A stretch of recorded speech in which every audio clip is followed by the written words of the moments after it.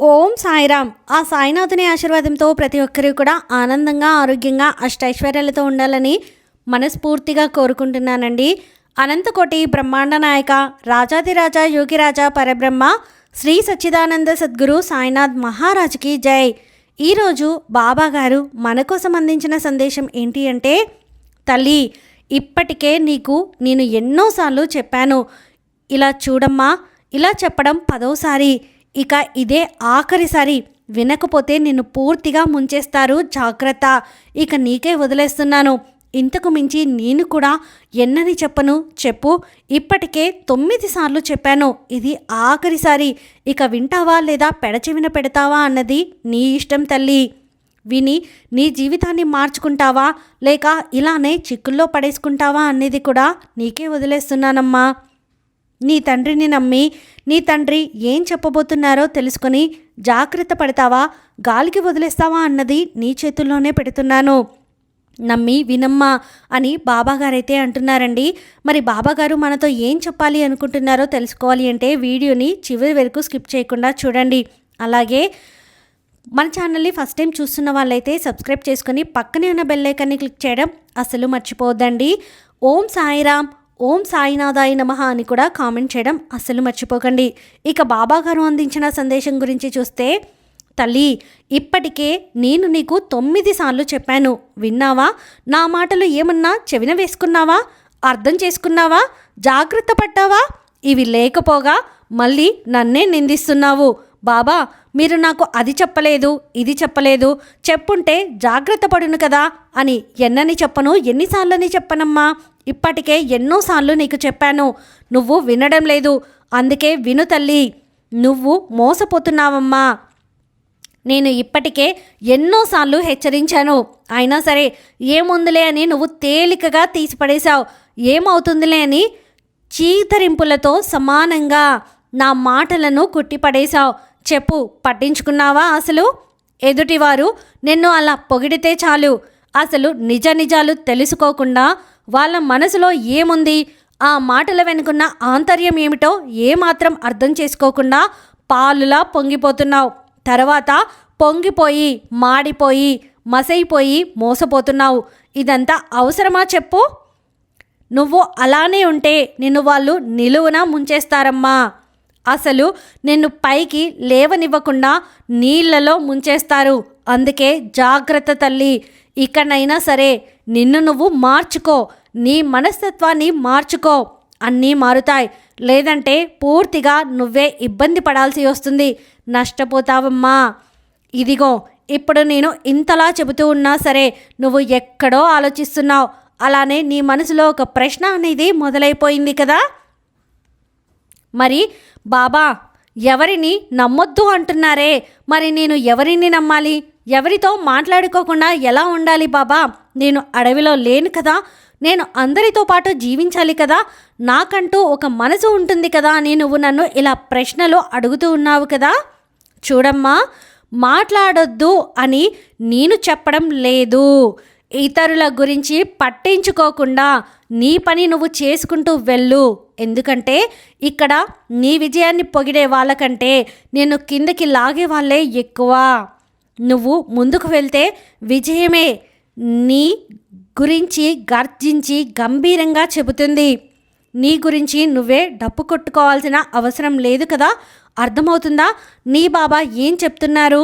ఎప్పుడైనా సరే గుర్తుపెట్టుకో, నీ చుట్టూ ఉన్న 1000 మందిని నువ్వు సంతోష పెట్టకపోయినా అస్సలు ఇబ్బంది లేదు.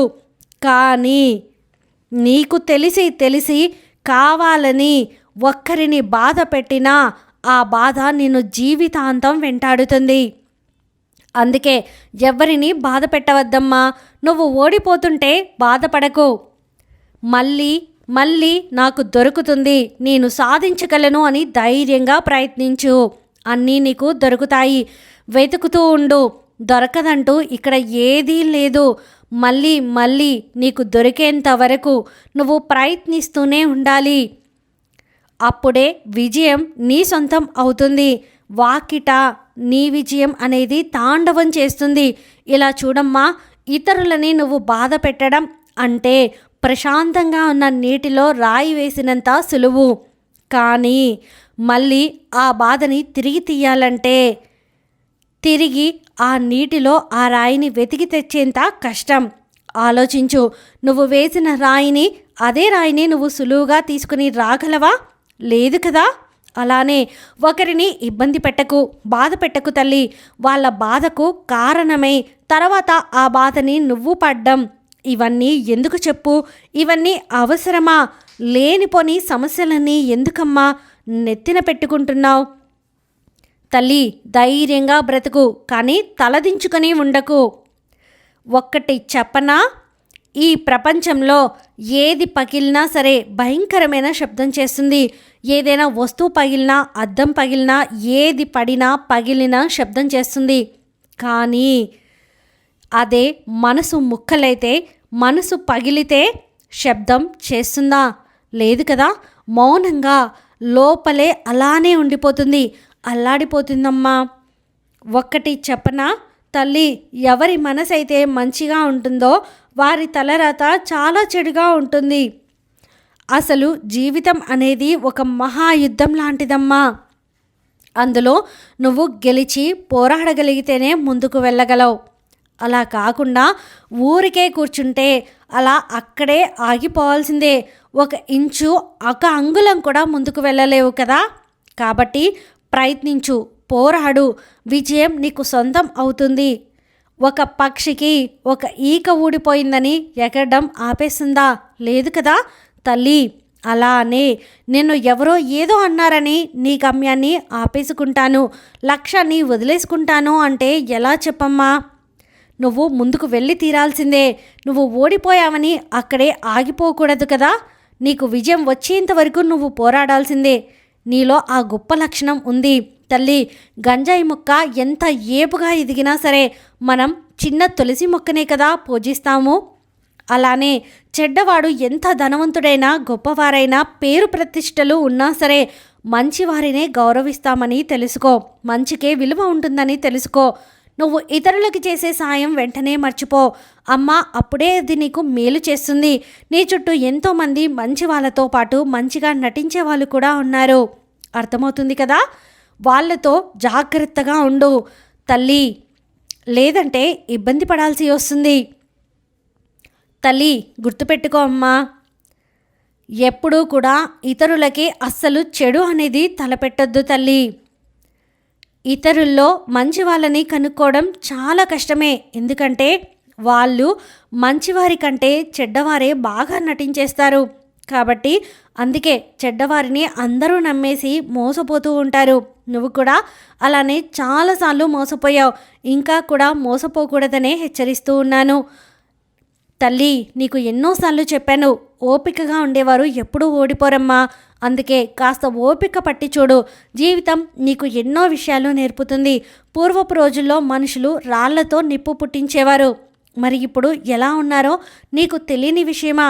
చెప్పు, ఆలోచించు తల్లి. జాగ్రత్తగా ఉండు. నీ నోటి వెంట నుంచి వచ్చే మాట చాలా జాగ్రత్తగా ఉండాలి, స్పష్టంగా ఉండాలి, ఒకరిని ఇబ్బంది పెట్టకుండా ఉండాలి. నీ బాబా చెప్పే ప్రతి మాటని అర్థం చేసుకుని నడుచుకుంటే ఇకపై నీకు అంతా కూడా శుభమే తల్లి. ఎలాంటి దిగులు, భయము, బాధ నీకు అస్సలు అవసరం లేదు. సంతోషంగా వెళ్ళిపో. ఇక అన్నీ కూడా నీ జీవితంలో మారుతాయి. అవి మార్చడానికి నీ బాబా ఉన్నారమ్మా. ఇక నువ్వు దేనికి కూడా కంగారు పడాల్సిన అవసరం లేదు, భయపడాల్సిన అవసరం అంతకన్నా లేదు. కాబట్టి ఇకనైనా జాగ్రత్త పడు తల్లి. ఇదే నీ బాబా నిన్ను ఆఖరిసారిగా హెచ్చరిస్తున్నారు అని నువ్వు గుర్తుపెట్టుకో. ఎన్నిసార్లు చెప్పమంటావు చెప్పు? ఎన్నిసార్లు చెప్పినా నువ్వు పట్టించుకోకుండా వదిలేసి మోసపోయాక మళ్ళీ నన్నే నిందిస్తున్నావు. బాబా, మీరు చెప్పి ఉంటే నేను జాగ్రత్త పడేవాడిని కదా, మీరు చెప్పి ఉంటే నేను జాగ్రత్తగా ఉండేవాడిని కదా, ఇంతలా నేను ఇబ్బంది పడను కదా, బాధపడను కదా అని తిరిగి మళ్ళీ నన్ను నిందిస్తున్నావే. ఇదెక్కడ న్యాయం చెప్పు తల్లి, నువ్వే చెప్పు, ఆలోచించమ్మా. నేను చెప్పింది ఏమాత్రం నువ్వు వినకుండా పెడచెవిన పెట్టేసి మళ్ళీ నన్ను నిందించడం న్యాయమేనా? ఆలోచించు తల్లి. ఇక నేను చెప్పాల్సింది చెప్పేశాను. ఆలోచించి నిర్ణయం తీసుకో. వింటావా లేక వాటిని పడేస్తావా అనేది నీ ఇష్టము. వదిలేస్తున్నాను. నీ ఆలోచనలకే వదిలేస్తున్నానమ్మా.